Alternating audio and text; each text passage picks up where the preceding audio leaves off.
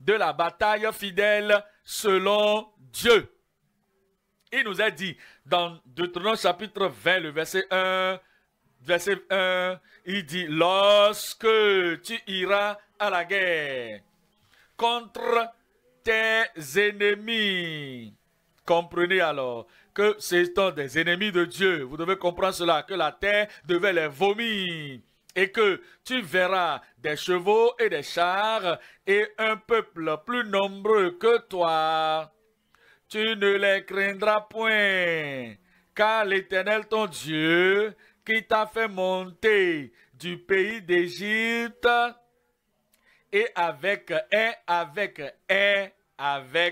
toi. Israël, tu sais quoi? Ils t'ont fait sortir de l'Égypte afin de t'amener dans la terre de promesse. Déjà, la victoire est sûre. Tous ces gens, je les ai laissés là. Pourquoi? Je voudrais que vous développez, qu'ils développent la terre pour vous. Pourquoi? Je veux qu'ils bâtissent des maisons, bâtissent des tours, bâtissent des étages. Tout ce qu'ils vont faire, ils vont tout faire pour vous dans la terre. Et lorsque vous serez là-bas, vous allez juste posséder et résider. Je voudrais qu'ils plantent tous les arbres pour vous, qu'ils mettent tout en terre pour vous. Voilà pourquoi ils sont toujours là. Pour sinon, je les aurais déjà essuyés de cette terre. Alors je vous ai fait sortir. Je ne vous dis pas de rester dans le désert. Je veux que vous traversez le désert et que vous parveniez sur la terre de promesse. Regardez le verset 4. Au verset 4, il dit: car l'Éternel ton Dieu marche avec toi. Il est allé avant vous. Il est allé dans la terre. Il a fait il a essayé de faire, de rechercher la terre et de surveiller la terre. Et il a espié la terre. Et il avait donné cela à Abraham. Il a déjà fait le sondage de la terre. Il est allé devant vous. Maintenant, vous êtes prêts. Les enfants d'Abraham, Isaac et Jacob, ils vont posséder la terre. Le Seigneur marche avec vous pour combattre vos ennemis. Pour combattre vos ennemis. Pour vous sauver. Pour vous sauver. Pour vous préserver. Il nous dit dans Exode 14, le verset 24. Exode chapitre 14, le verset 24. À la veille du matin, l'Éternel de la colonne de feu et de nuée regarda le camp des Égyptiens. Ici, ce sont des Égyptiens avec Pharaon, les chars poursuivant le peuple d'Israël. Il les a regardés depuis le camp, depuis la colonne de feu de nuée, et il mit en désordre le camp des Égyptiens. Regardez le verset 25. Verset 25, il ôta les roues de leurs chars et en rendit la marche difficile. Les Égyptiens dirent alors: fuyons devant Israël, car, regardez ça très bien, car, dites-moi ce qui suit, dites-moi encore, il va combattre pour vous. Personne ne prendra ce que Dieu a promis pour vous. Ce que Dieu vous a donné, personne ne peut l'arracher. Allez vous coucher, dormir avec les yeux fermés. Parce que toute votre possession vous appartiendra. Alors, ces Égyptiens, ils peuvent se dire, eux-mêmes ils ont dit que l'Éternel combat pour lui contre les Égyptiens. Ça, c'est la sorte de bataille.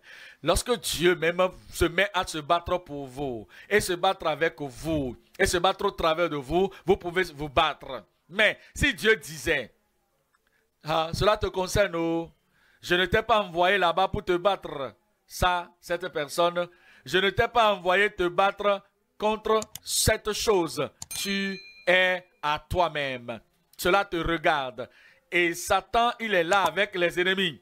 Satan, c'est lui que tu te bats contre. Et si Satan se battait contre toi et que Dieu n'était pas là et te disait que cela te regarde, je ne t'ai pas envoyé là-bas, alors tu es perdu déjà. Mais pour les enfants d'Israël, Dieu leur a dit clairement, voici la bataille qu'il faut mener. Et même les ennemis ont confirmé que c'est l'Éternel qui se battait pour eux contre les ennemis. Regardez Josué 10. Josué chapitre 10. Lisons là le verset 14. Josué 10 verset 14. Il dit au verset 14, il n'y a point eu de jour comme celui-là, ni avant, ni après, où l'Éternel ait écouté la voix d'un homme, car l'Éternel, dites-moi ce qui suit, l'Éternel, dites-moi ce qui suit très fort, combattait pour Israël. Alors, lorsque vous vous battez, vous combattez pour Dieu, Dieu vous a envoyé là-bas. Et il a dit, bats-toi, ça c'est un ordre, c'est un commandement, bats-toi, c'est impératif, bats-toi. Ça, ce n'est pas ce que tu penses ou ce que tu accordes, c'est ton appel, c'est ta mission et c'est ton ministère. C'est le commandement de l'Éternel pour toi. Bats-toi. Et alors, si le soleil se levait, tu peux regarder au soleil pour dire, soleil, reste là où tu es. Lune, reste là où tu es. Et le ciel va affirmer ta parole.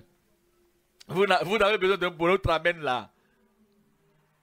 Mais vous savez, mon frère, ma soeur, si Josué était allé se battre de la bataille dont Dieu n'avait pas connaissance, que Dieu n'avait pas instruit de faire ou de mener, et il se bat, je me bats, et le soleil est en train de se coucher, les ténèbres vont venir, et Josué va se dire, hé soleil, reste là où tu es. Josué n'a pas la puissance pour arrêter le soleil, impossible. Ou d'arrêter même la rotation de la terre autour du soleil. Et même pour arrêter quelques planètes que ce soit de tourner dans son orbite. Cela ne peut être fait que par Dieu qui a créé tout l'univers. Le Seigneur a écouté sa voix. Pourquoi? Parce que Dieu lui-même lui avait donné l'ordre de faire cette bataille. Et il était impliqué lui-même. Dieu combattait pour Israël. Alors, il a exaucé sa prière. La leçon que nous apprenons ici, c'est quoi? Choisissez votre bataille de façon scripturaire. Ne vous battez pas là où Dieu ne vous demande pas de vous battre. Et lorsqu'il dit de se battre, amenez tout votre cœur, toute votre âme, toute votre pensée, toute votre connaissance, tout ce que vous avez et possédez. Parce que voici le commandement de l'Éternel. Il a dit quoi? Battez-vous. Regardez le verset 15 là-bas. Le verset 15, il dit au verset 15, et Josué et tout Israël avec lui retourna au camp à Gilgal. Verset 25. Verset 25. Et Josué, verset 25, Josué leur dit, ne craignez point. Et le Seigneur dit à l'église ce matin, ne crains point. Et le Seigneur est en train de dire à qui ce matin-là? Il dit à vous, il vous dit que votre cœur est en train de palpiter. Oh, ces gens sont encore venus. Oh, Dieu ne les a pas envoyés pour te défaire. Il les a envoyés pour que tu les finisses. Ceux-là, à quoi tu ne penses même pas, qui se lèvent et qui veulent se battre contre toi. Tu ne dois pas avoir peur d'eux. Ils sont là pour que tu les vainques. Et tu vas les vaincre. Tu vas vaincre tout ennemi de Dieu au nom de Jésus. Et alors, il leur a dit, ne craignez point et ne vous effrayez point. Fortifiez-vous, ayez du courage, car c'est ainsi que l'Éternel traitera. Qui va le faire? Je dis qui les traitera. C'est l'Éternel qui les traitera. Tous vos ennemis contre lesquels vous combattez. Parce que le Seigneur vous envoie de se battre contre eux. Pourquoi il faisait cette bataille? Afin de posséder leur possession. Les enfants de Jacob, les enfants d'Israël, ils posséderont leur possession. Devant moi aujourd'hui, c'est l'Israël de Dieu. Je dis devant moi, je vois l'Israël de Dieu. Vous allez aller de l'avant, vous irez de l'avant et vous posséderez votre possession au nom de Jésus.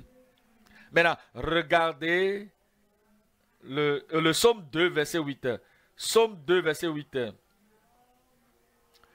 Psaume 2, verset 8. Il dit, demande-moi et je te donnerai les nations pour héritage, les extrémités de la terre pour possession. Pourquoi? Dites-moi à haute voix. Pourquoi? Pour possession. Ça, c'était dit de Christ. Et Christ est déjà allé au ciel. Et Christ va être, il est le roi des rois, le Seigneur des seigneurs. Il va posséder toutes choses comme héritage. Tout et toute personne. Le Père lui a tout donné. Alors cela, il vous a transféré cela. Il nous a transféré cela. Et il nous a demandé d'aller partout le monde entier. Faut pas les tuer, mais sauvez-les. Ne les écrasez pas, mais convertissez-les. Et amenez-les comme possession de Dieu au travers de Jésus-Christ. Parce que maintenant, toute la terre est pour Dieu. Toutes les extrémités de la terre deviendront possession du peuple de Dieu. Et vous faites partie de cette extrémité. Vous regardez dans Actes 8, le verset 4. Actes chapitre 8. Le verset 4, Acte 8, le verset 4, là, il dit, ceux-là qui avaient été dispersés allaient où? Ils allaient où? Partout. Est-ce que vous irez? Vous allez réussir. Vous aurez des convertis. Vous allez amener des convertis et des disciples au Seigneur au nom de Jésus. Ils sont allés partout, allant de lieu en lieu, annonçant la bonne nouvelle de la parole. Ah, ça c'est l'instrument. Ça c'est l'outil avec lequel nous nous battons. Nous battons aujourd'hui avec la parole de la prière, la parole de l'autorité, la parole de l'onction, la parole de la victoire de la prédication. Et c'est ce que nous avons. Et les âmes sont conquises. La parole, le Seigneur a envoyé la parole ointe qui est comme une épée tranchante qui traverse les cœurs et les cœurs sont convertis. Vous souvenez-vous du chapitre 2 de Actes? Le Saint-Esprit était descendu et tout chacun d'eux avait des langues de feu descendant sur eux. Et alors ils ont commencé par parler de nouvelles langues comme l'Esprit leur donnait de s'exprimer. Il n'y avait pas de prospectus, il n'y avait pas de tableau, il n'y avait pas d'annonce de radio. La voix est descendue du ciel, le feu est descendu du ciel, le bruit était venu de tous ces langages qui étaient descendus maintenant à mener tout le monde. Et les gens sont venus de nombreux. Et chacun entendait sa langue de la bouche de l'un des apôtres, de l'un des disciples. Et des gens se disaient, hey, ça c'était terrible. L'autre disait, ça c'est, ils sont saoulés. Mais d'autres disaient, comment vous appelez cela? Des gens qui sont saoulés. Est-ce que ce n'est pas des langues qu'ils parlent que nous écoutons dans nos propres langues? Alors, cela était venu. Pierre s'est levé pour leur dire. Il leur a parlé sans message préparé. Mais c'est l'Esprit de Dieu qui était dans sa bouche et qui est aujourd'hui la bataille, l'arme, l'outil avec lequel nous devons nous battre. Il leur a parlé jusqu'au point où ils étaient touchés dans leur cœur. Ce n'était pas avec l'épée physique, mais avec la parole. Ça, c'est l'instrument de notre bataille aujourd'hui. Et il dit que, hommes et frères, que ferons-nous? Et Pierre leur répondit, repentez-vous, détournez-vous et sortez loin de toute votre rébellion contre le Maître Jésus, le capitaine de notre salut. Repentez-vous et soyez baptisés dans l'eau. Ils ont accepté cela et on nous a dit que avec beaucoup de paroles, ce n'est pas avec l'épée physique, ce n'est pas avec les javelots, ce n'est pas les choses physiques. Ce n'est pas des choses physiques, ce n'est pas des outils ou des armes physiques, ce ne sont pas des javelots ni des flèches physiques, ce ne sont pas des fusils physiques qui étaient utilisés. Mais il dit qu'avec beaucoup de paroles, il a rendu témoignage envers eux, leur demandant de sauver de cette génération perverse, pécheresse, traditionnelle, religieuse. Et alors, il leur a dit, nous avons appris cela.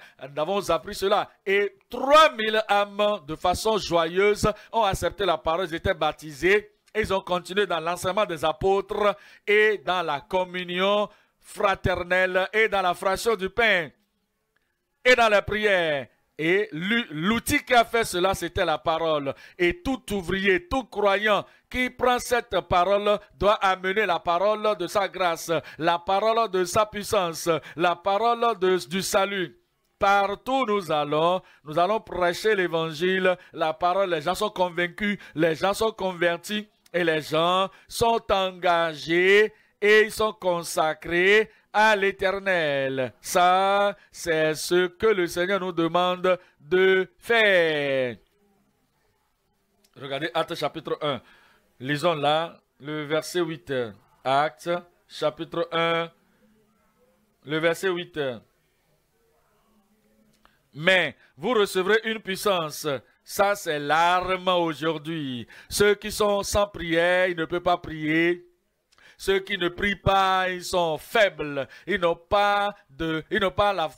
savent pas comment on peut se battre pour le Seigneur aujourd'hui. Ils ne peuvent pas prier. Ils ne peuvent pas se tenir sur les promesses de Dieu. Ils ne peuvent pas réclamer les provisions que le calvaire a pourvues.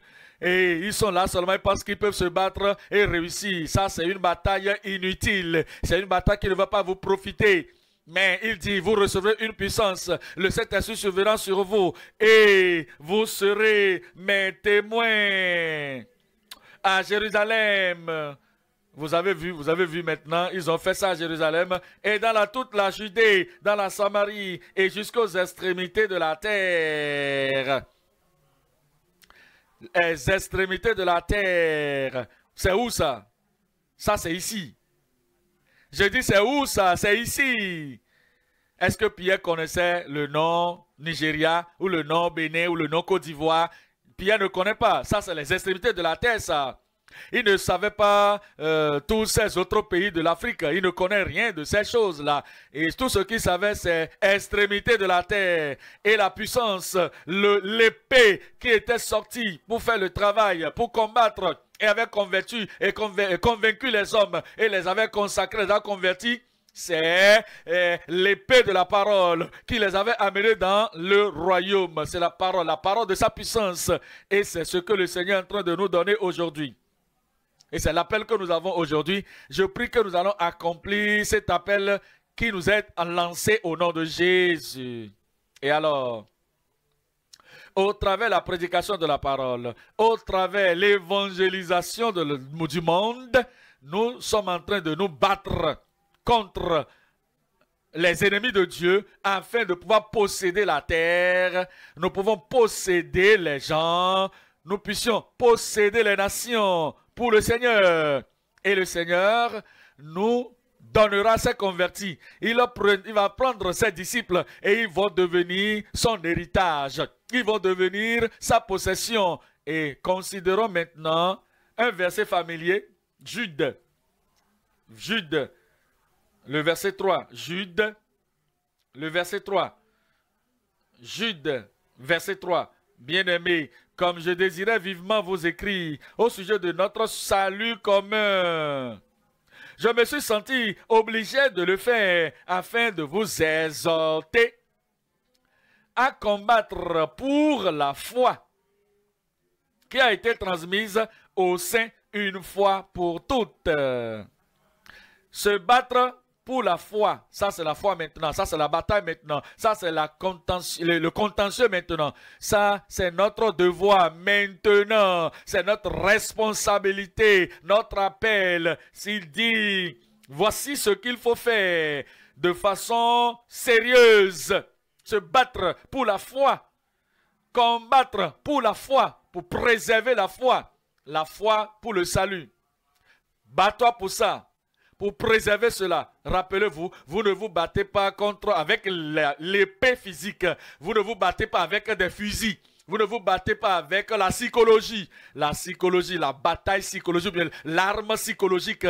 Vous n'êtes pas là en train de vous battre avec le standard du monde. C'est le monde. Et nous sommes ici avec la parole, la prédication, la prêche avec la parole de Dieu. Pour la pénétration par cette parole, il faut se battre pour la foi qui a été transmise au sein une fois pour toutes. Lorsqu'il dit de se battre, vous devez vous battre. Comment on fait cela? Numéro 1, vous devez comprendre la foi. Le salut là. La sanctification, la puissance dans le Saint-Esprit, la provision de la nature divine que nous devons posséder et l'engagement total que nous devons avoir à tout cela. Vous devez comprendre tout cela d'abord. Et après la compréhension, vous devez vous suivre, dire que suivre cela et transmettre cela, c'est-à-dire à vous-même et combattre pour la foi qui a été transmise au sein. Et ensuite, vous devez vous consacrer, Et lorsque vous consacrez votre vie à la foi qui a été transmise une fois pour toutes au sein, les gens vont voir votre exemple. Les autres verront votre fermeté parce que vous êtes attachés à cette foi qui a été transmise une fois pour toutes au sein, ils sauront que cette personne est pour la foi du Seigneur Jésus-Christ. Et j'ai été crucifié avec Christ. Si je vis encore, je ne vis pas par moi-même. La vie que je mène maintenant, je l'amène au travers du Seigneur Jésus-Christ qui vit au-dedans de moi. La foi que j'ai en lui me permet de mener cette vie. Lui qui m'a aimé et qui s'est donné lui-même pour moi. Ils savent que voici cette femme, cet homme est en train de se battre pour la foi qui a été transmise parce qu'il a compris la foi. Il s'est consacré à cette foi. Il s'est engagé pour cette foi. Il s'allie à cette foi. Et alors, vous devez conserver. Vous devez garder cette foi. Vous pouvez être un croyant pour 10 ans, pour 20 ans. Ça là, avec cette même foi, la foi qui sauve, la foi qui sanctifie, la foi qui nous remplit avec le Saint-Esprit, la foi qui nous donne le courage de vivre pour Christ dans le bureau, dans la famille, partout où nous sommes, sans la peur de qui que ce soit, sans la faveur, sans vacillation et sans tomber ou sans aller loin de votre devoir. Vous êtes en train de préserver cette foi et vous gardez cette foi. Cela veut dire que vous êtes en train de vous battre pour la foi qui a été transmise une fois pour toutes au sein. Vous devez vous poser la question. Est-ce que je comprends cette foi? Est-ce que je suis en train de me consacrer à cette foi? Est-ce que je suis en train de m'engager pour cette foi? Est-ce que je suis en train de conserver, de garder cette foi? Maintenant, si vous voulez vous battre pour quelque chose, vous devez combattre contre tout ce qui va venir à défier cette chose. Ici, nous sommes l'église du Dieu vivant, l'église de Christ. Nous voici. Maintenant, si nous devons garder la foi, si nous allons conserver la foi, nous devons nous battre contre tout ce qui est compromission, tous les compromettants, partout, n'importe où, ici, au centre et là-bas, autour de la circonférence de la vie profonde. Nous devons nous battre contre tous les compromettants, quel que soit leur nom, quel que soit leur statut, quelle que soit leur position. Nous devons nous battre pour la foi et ne pas nous battre contre la foi. Nous devons nous battre contre les compromettants. Numéro 2, nous devons nous combattre contre les corrupteurs. Les corrupteurs. Ceux qui sont là avec un calme et combattre et corrompre la foi. Ce n'est pas comme il n'y a plus de sainteté, il n'y a plus de sanctification, c'est révoqué. Et il n'y a plus... depuis quand avons-nous vu quelqu'un qui a été baptisé dans le Saint-Esprit, oh, avec l'évidence de parler en langue? Toutes ces choses sont en train de mourir maintenant. Numéro 1. Nous devons nous battre contre les corrupteurs, les compromettants. Et numéro 2, contre les corrupteurs. Nous devons nous combattre, nous devons nous battre contre eux. Et numéro 3, nous allons nous battre contre les faux, les adaptables. Il y a des gens qui sont adaptables. Ils ne connaissent rien du salut. Ils ne peuvent pas le dire. Vous pouvez dire de leur vie lorsque vous les regardez. Vous pouvez le dire avec l'influence négative qu'ils ont sur les gens. Ça, c'est faux. C'est adaptable. C'est faux. Et ils vont venir pour amener les authentiques à devenir adaptables comme eux. Non, nous allons nous battre contre ceux-là. Nous devons les chasser loin. Et l'apôtre a dit, je me mets sous la servitude afin que, après avoir prêché aux autres, je ne sois pas moi-même une personne rejetée. Il y a des gens, ils se sont laissés eux-mêmes à se laisser au monde, à la chair. Ils sont indulgents contre eux-mêmes. Dans les abominations, la mondanité est en train de sortir de leur vie. Dans leur regard, il y a la mondanité. Leur attitude, la mondanité. Leur pratique, la mondanité. Ils se sont vendus au monde. Et votre combat doit aller contre eux. Les compromettants, les corrupteurs. Et vous devez également combattre contre les faux, les adaptables. Vous devez combattre contre ceux-là qui sont rejetés. Alors, vous devez vous battre contre eux sans peur, sans crainte et sans le fait de se cogner les genoux l'un contre l'autre en regardant par terre comme les couards. Vous devez vous battre les regards revés et pour la foi qui a été transmise une fois pour toutes au sein.